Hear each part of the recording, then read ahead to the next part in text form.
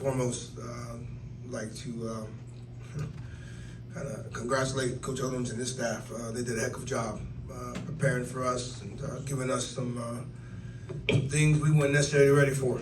You go all summer looking at them and some of the things that they did, and then they come out and don't do any of it. But I think we persevered.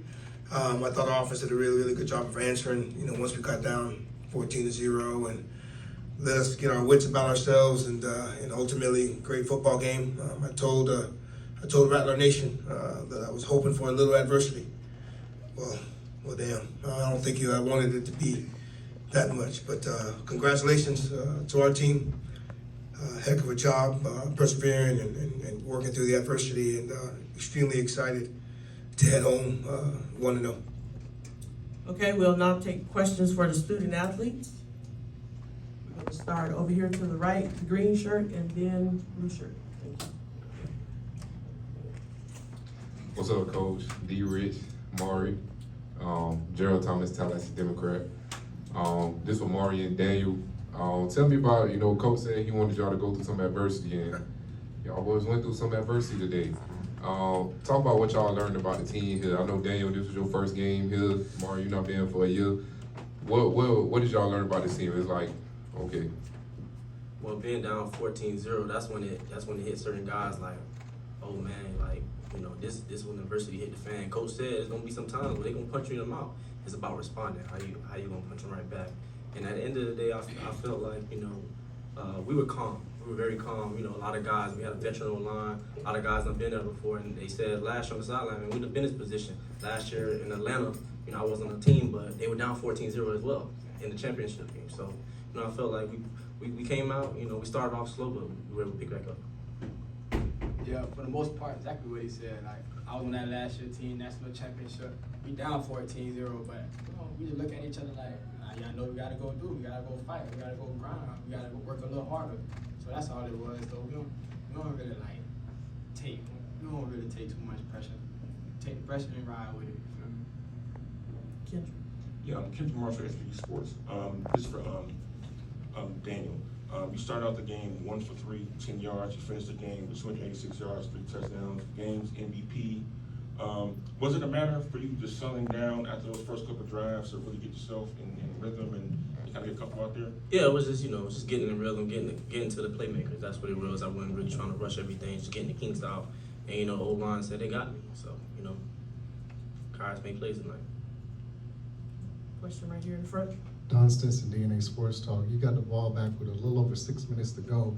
You've been passing the ball most of the game. What was the mindset and the huddle like, knowing that you had to play ball control? Well, Coach Cozy came over there and was like, we're going to pound them. And, that's what we did. And we just, managed the game. When we were second and long, we had to I threw a little out route to him. And, we made it happen after that. And we just kept going. Can you repeat the question? I thought I was Right. Are you good? Oh, my bad. Mason, you heard the Crush Sports Talk. This is a question for Daniel. Talk about having a playmaker like two in just any kind of situation, knowing that you can give him the ball, he's going to make a play for you. I feel like he's special. I mean, especially in practice, he'd be like, man, give me the ball, be open. It's just little stuff like that. But I feel like all our guys can make plays. He made plays tonight, but all our guys, can make plays. It's all love, though. I don't be screaming out, give me like, hey, I'm open. That's all it is. I don't be screaming out. That's my dog, though. Yeah. Mr. Richardson, Troy White, Fat Mouth Sports. There was a key play. You stared down the blitz and through the wide receiver screen. Was that something that you were saying that was a possibility throughout the game, or did you game plan for it? What came about? What made you be able to make that particular play? We just, on the sideline, we drew up, because they brought a different bunch of pressure tonight that we, didn't go over. We went over them, we seen it before, but, they came out, played different fronts, odd front that we haven't seen on film, and, when coach made adjustment on the sideline, and, they bring that pressure, just be ready to dump it down, and that's what we did. Jake McDonald, Core 360 Sports. Daniel, did you think you would have to throw the ball 30 times a game? And Jamari, were you happy that he had to throw the ball 30 times? At the end of the day, we play complementary football. We got to be able to run the ball, open up, and got to be able to throw the ball. So I feel like we did that. Hey, I feel like the game plan was great. Throw the ball. You know, that's what I do. I go block sometimes, but they pay me to throw the ball. You feel me? Catch the ball. So, yeah, I feel like the game plan was great. We're gonna go over here to your right in the black shirt. Justin Favors, Tomorrow Little Sports Network, right in front of you. This question for Jamari. Was there any matchup that you seen on film that was favorable, considering you got to the end zone twice with over 100 receiving yards? Favorable matchups. Not being cocky, but I just go out there and play my game. I don't really look at who in front of me. I just go beat me, and hey, I'm a dog, so you got to come with it. You feel me? A whole game, like you said, we've got 4 quarters. Last name Gassett for a reason. I come with gas. I don't get tired. You feel me? So yeah, that's just what it is. Right here to your left. Jared Hoffman, HBCSports.com. Daniel and Jamari, you know, you guys this is your first game together and you look pretty good, I'd say.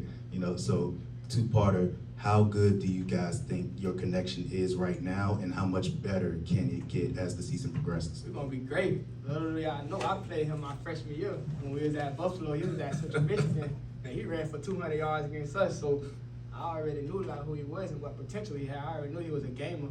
And I know I'm a gamer, so like, you know what I'm saying? We dogs. We just gonna go out there and play and do what's best for the team.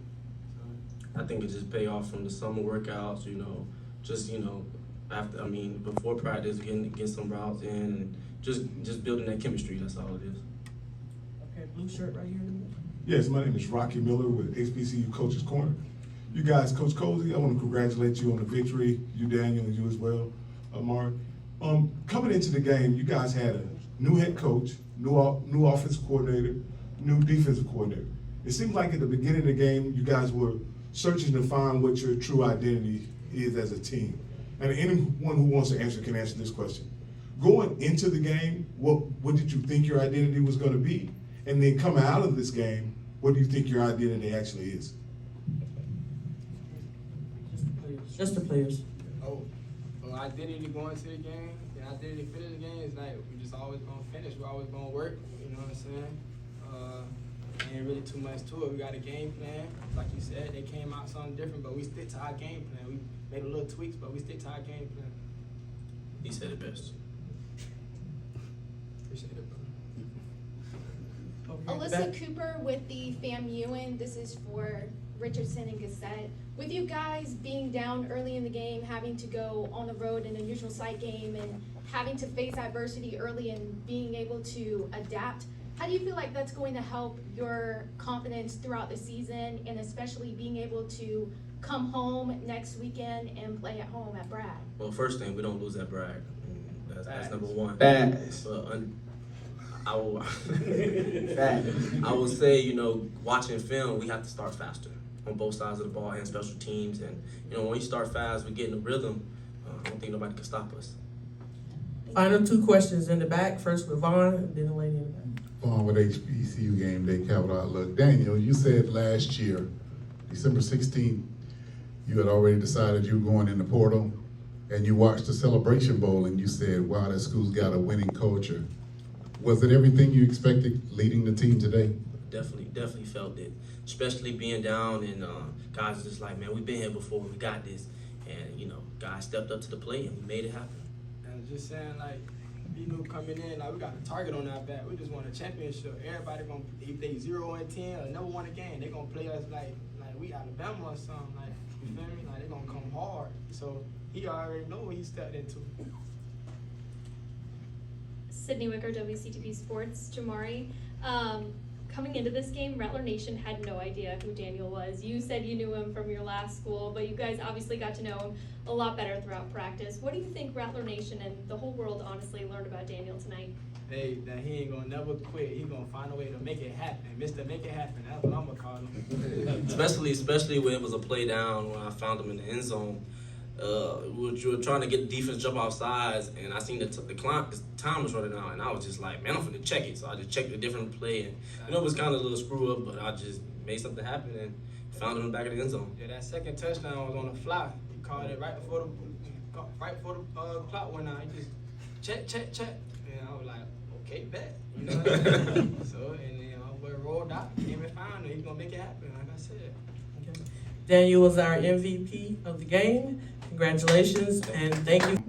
What is it about Atlanta that's so special when it comes to HBCU athletics? You guys get a chance to have this platform and just this experience for these guys as well. What does it all mean being here? Well, I think we call it the second Tallahassee is what we think we call it. Ain't that, Vaughn? Is that what we call it? Obviously, a lot of alumni here. And Atlanta is the place you have to come to win a championship. So, I mean, it just happens to be that, getting a chance to start here and hopefully end here. And that's kind of been the motto since taking the job in late January. So, exciting place. It was great atmosphere. A little bit closer than I wanted it to be, but obviously being on the right side of it is always a blessing. Over Coach, to your right, Coach. Earl Kitchings, Quarterfinal Back Awards. Could you speak to your thoughts about the leadership of Daniel today, coming in as a new quarterback, although he had experience, but could you speak to his leadership for leading FAMU starting today? Well, to me, tonight, I think he just did his job. It wasn't a whole rah-rah speech. It wasn't any of that. It was just a man, we had a game plan. Obviously had to make some tweaks when you got down 14-0, and he was doing what was asked of him by our offensive coordinator and our quarterback coach, right? We, that on that last drive, we actually weren't gonna even run a play when it was third down. We weren't even gonna run a play. We wanted to try to draw him off sides, and we got in the huddle and we talked about it. He was pretty adamant about, what we were doing. He went to every lineman to say, we're not running a play, you know what I mean? So, but, it was a young man that when he decided to come here, he wanted to win. He wanted to be a part of the culture. And, tonight was his first step. Coach, we're gonna stay to your right. What's up, Coach? Somebody. Gerald Thomas, Tallahassee Democrat. First off, congratulations on your first win. Thank you. Here at FAMU. Coach, like you said, like I asked the players about the adversity. You wanted the adversity. And I feel like, of course, you've known more about this team that the world may know. Seeing your team rally together and make that comeback effort on a national stage once again as they did last year, what does the world now know about FAMU football under James Coley III? Well, first of all, let's talk about that picture that you found of me in the article yesterday. When you guys did an article about me yesterday, and you found a picture of me when I was 8 years old. Now you gotta understand, I have no idea where that picture came from. Okay, so I'm gonna start with that. But now, ask that question again, because while you were talking, all I could think about was that picture that you had of me when I was 8. So re-ask that question, please, if you don't mind. Yeah, Coach, with y'all making another comeback on the national stage as y'all did at the Celebration Bowl and now doing it here at the Me at SWAT Challenge. What does the world now know about FAMU football under the James Coley III era? Well, first of all, we didn't ask to get down 14-0. That wasn't something that was planned, nor what we wanted. What it did show with this team is, we spoke about adversity, last night and throughout the week, right? Just being able to understand that things might not happen the way you want. And, as they mentioned, there wasn't a lot of, rah-rah, and it was just guys understanding what they needed to do. We had to take care of some details defensively. Offensively, we had to take care of some details as well, because defensively they were doing some things that were a little different. So hats off to our coordinators for making the proper changes. And obviously at the end, it was extremely similar to the last year's game against Jackson State, where they held the ball the entire fourth quarter.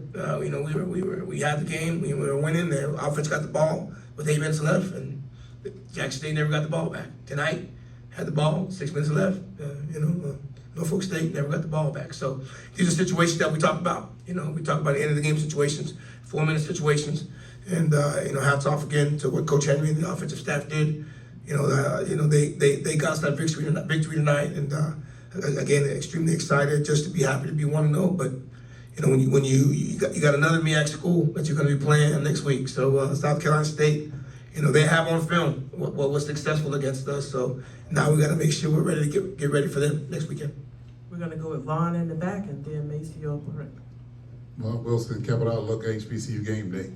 Coach, with about 4 minutes left, the offense got a first down and you had a big smile on your face because your offensive lineman had just blocked and had done what you felt the team was going to be able to rely on this year. You had a big smile like, okay, was that smile, okay, the guys that we knew we could depend on are coming through? Well, a little bit of a relief, because at that time, we needed that first down. Ultimately, when we started the game, that's what we thought we'd be able to do. Be able to pound them out and eat the clock. And get our running game going. It was 24-17, and we were doing that, and then we have the fumble. Obviously changed a little bit of the momentum, but at that time and at that stage of the game, we needed a first down. We needed the clock to run. Norfolk State was running out of timeout, so that first down allowed us to kind of, rethink about what we needed to do for the remainder of that drive. So offensive line of always is going to be our strength. They've been our strength. Three preseason all-conference players, a couple other guys that obviously played really, really well. But for us to be successful, our offensive line has to be great, and I think they showed that in the second half. Coach, Maceo Hurd, Crush Sports Talk. Talk about resetting a championship culture. Guys can kind of get complacent, but you come in and you have to redirect these guys. Just talk about that process this summer and get into this point right here. Well, believe it or not, it started in the spring. Obviously when everything was going on, and I was named the interim. But in the beginning of January, I was attacking this as the head coach. Right? We had just won the championship. First week of January, everybody was back in school. We were lifting and training, getting ready to go again. Then you go through spring practice. You finally get your staff together, and we knew that we still had some work to do. And as they mentioned in the summer, we had 85 guys there in the summer. Training and working and doing everything imaginable to possibly be in this type of situation, but being able to overcome it. So I wouldn't necessarily say it's a reset. Believe it or not, we are a much, much different team than we were last year. Got some new guys in different spots, new faces. Obviously, you lose the player of the year on both sides of the football. Some other guys are gonna have to play better. And at times we did, and at times we didn't. So what it did say about our football team is that we do understand that we got to play the full game, and they did that tonight. We didn't get down. We didn't get down when we got down, and I'm extremely excited that it's something to build on. We know that we can come back, but I'm not trying to make it a plan to be down every game 14-0. That you can't believe. We're gonna go to the second row on your left, right? Jared Hoffman, HBCU Sports. Coach, first of all, congratulations on your first win as head coach of Florida A&M. Thank you. Just talk about the mentality of this team in training camp and what went into the decisions you made about the personnel that you wanted to go with going into this game. Well, that's a great question, actually. The mentality for us was to try to make training camp as hard as we could. We were trying to get a gauge on some of the guys that we had. I didn't need to test Jamari Gassett. I didn't need to test TJ Lee. I didn't really need to test Jalen Goss, but with the amount of transfers that we did have coming in, we knew that they were talented, but we needed to find out how much fight they had in them. So, you asked them, and we had some tough afternoons. We had some tough mornings, and that was by for a reason. I wanted to see where we were, who we could trust at this time, who was going to be accountable, who was going to take care of the details. So, mentality-wise, I thought we got over a hurdle. A lot of people thought we were going to come in and this was going to be an easy football game for us. But, we had to readjust our mindset. We had to readjust some of the things that we did offensively, defensively, and even special teams. So I appreciate our guys getting to the sidelines, getting on the iPads, making the corrections, and then showing on the field. But, we're 1-0. We've got a long way to go if we're trying to get back here, in December. But excited about what we did, but we still got a lot of work to do. Young man over here on the left, on your right. Justin Favors, Tomorrow Leader Sports Network. Your players talked about how being down 14-0, it allowed them to wake up or whatever. So you guys scored off the first drive, coming out of the second half. What was the message to the team coming out? Well, we talk about the middle eight, and when we discussed the middle eight, we talked about the last 4 minutes of the second quarter, and then the first 4 minutes of the third. And we had a chance at the end of the second quarter to get some points. And we didn't. We failed in our 2-minute attempt, but. When we got to the locker room at half, we talked about, being able to go down the field. We had some things that we thought we could do offensively. And again, it was important for us to, grab the lead and just to show, that you guys come in, halftime, work on our corrections. And it's always great to talk about it in the locker room and then get it, then to transfer into the field. So it builds confidence in the coaches. It builds confidence in the players. We had different guys at different moments make some really, really good plays. And so, again, it's week one. We still got work to do, and I'm hoping, I can't wait to get back to work tomorrow so we can get ready for next week. Right here in the front. Don Stinson, DNA Sports Talk. Coach Odoms praised your team for having a lot of discipline in this particular game, maybe a little bit more so than last year. What areas did you see the discipline have an effect in this game? Well, I think he's being very, very generous. We had a couple of situations where it gave them some first downs. And those are things that can't happen. I guess, maybe in the past, some things, might have maybe got out of hand, but, we had a big third down stop, and, we had a hand, we had a hand to the face, and then we had a face mask, in the first half. So those are things we have to ultimately negate because they extend drives, and normally when you extend drives, that gives up points. But, we strive to be better. I don't necessarily know how many penalties we may have had, but, we had two, it comes to mind, and that's 3 too many. Right, so we continue to work on that. We'll do some running and do some disciplines for some of those things that happened tonight. But it's things we can learn from. It didn't cost us tonight, but ultimately it could cost us later. So ultimately, I'm always going to feel that we need to be better with our discipline. We're going to go to your right over here, Coach. Yeah, I'm Kendrick Martin, SBC Sports. Coach, you walked out of the tunnels to football field an unknown number of times. How was this walk out from the tunnel to the field tonight different? How was that walk from the field after a win different? Say that one more time. So how was it different walking out on the field tonight, being the first year head coach, considering the journey you took to get here, and how was it different walking off the field tonight knowing you had your first win as head coach at Florida A&M? Well, I'll tell you this.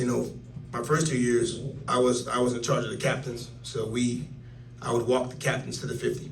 You know what I mean? Tonight, I had to run. Yeah, they're very different, right? I'm not used to running from one side to the other, and I do that sometimes, just not as the head coach. That's probably the first part for me. Secondly, it was little butterflies. That's some butterflies in there, and obviously excited to see our fan base. My family was in the stands, and but the best part was walking off 1-0. And that's something that you strive for. And again, I won't be able to relive that moment ever again. But it was exciting for me, excited for the team, excited for the staff, excited for the president, everyone affiliated with our program, Rattler Nation. We got a lot of people come watch this football game. We had a lot of people watching this football game on TV. So I think the MEAC SWAC Challenge was the #1 ticket tonight, and that's great to see and great to hear. Okay, we got our final 2 questions. We're going to go with Coach Johnny, and then we're going to go with Jake. Hey, Coach, how you doing? Doing well. HBCU Coaches Corner. We'll get you next week. Yes, sir. But, of course, the victory was great and sweet, and that's what it's all about at the end of the day. But giving up 257 yards rushing, you can't do that each game and talk about national championship. Of course. And I know you got to get back and watch film. What was really happening, because you guys were getting caught up in the mixed direction. Right. And once they popped through the first line, then, the secondary had to catch them and they had to make one miss. Do you know now what was the issue, or of course you know that's a whole bunch of yards to give up rushing? Well, I mean, the standard of our defense is you got to stop the run. We can't have the success that we need to have if we don't stop the run. And, over the last 2 or 3 years, we've been one of the best in the country. Norfolk was giving us some unbalance. They were moving the line around on us. We call it an ox front, and when you do that, people can get out of gaps. And that first long run, they put us in ox, and then they counted with the guard and the center, and we didn't have enough. And then the running back made a great move, to get the spring, and it went about 82 yards. So, for us, I thought we might have been moving a little bit too much. We normally line up and just, and we just take gaps, and I think we were moving around a little bit too much, especially with the ox and the unbalanced stuff that they were doing. You now have to slide. D-lineman, you got to change your gaps, and we weren't recognizing that. So, things to grow, things to work on.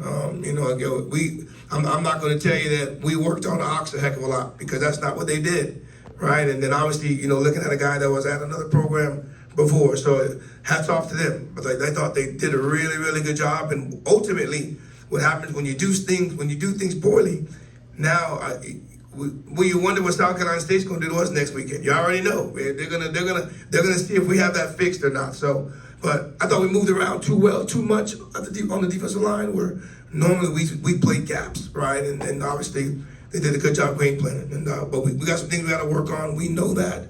And you're right. If we're going to continue to give up 200 yards a game rushing, I don't think we're going to be lucky enough to be winning the game like we did tonight. Find a coach question right here in front. Coach Jake McDonald, Core 360 Sports. Usually in the last quarters, you start gaming out scenarios. What would happen if? Your scenario for the point after try and then the two-point conversion. Did you welcome that two-point conversion? What was going through your mind when you saw that? Well, I mean, we knew that since we were offsides, that the likelihood of them going for two was going to happen. Coach Odom just called timeout. I thought that was a good move. We called a defense that we thought they were going to run a QB, something with the QB, and we got lucky on that one. We got a chance to get. Our guy won the one-on-one battle with an amazing tackle. But we don't want to be offsides on the extra point. But I mean, again, the other scenario was what it was. Defensively, we did a good job, and we didn't give up the 2 points. I guess obviously that was the difference of the game. Coach, thank you, and good luck the rest of the season. Thank you, everyone, and safe travels back, please, to everyone.